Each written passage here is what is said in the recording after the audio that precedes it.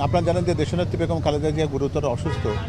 তো যিনি মূলত সেটা তার বলতে পারেন যে একটা অন্যতম গুরুত্বপূর্ণ একটা দায়িত্ব, যে তার মায়ের শয্যা পাশে তার থাকা, সেটা তিনি থাকছেন, নিয়মিতভাবে যাচ্ছেন। তো ঢাকার বাইরে কোনো কার্যক্রম গ্রহণ করবার আগে তাকে চিকিৎসকদের সাথেও কথা বলতে হবে এবং এই বিবেচনাগুলোকে গুরুত্বের সাথে অন্য সব দলের সাথে জোট করার ব্যাপারে কোনো পরিকল্পনা করছেন কিনা? আমার তো মনে হয় যে জোটের ব্যাপার যা আছে এটা তো ইতিমধ্যে আপনারা সবই জেনেছেন।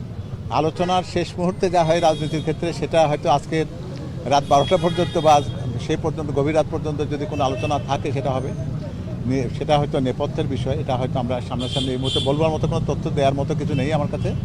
আর জোট তো ইতিমধ্যে যা হয়েছে, আপনারা জানেন যে আমাদের জোট সঙ্গীদের মাঝে মোটামুটি আমরা আমাদের আসন বন্টনের কার্যক্রমটা প্রায় শেষ হয়েছে।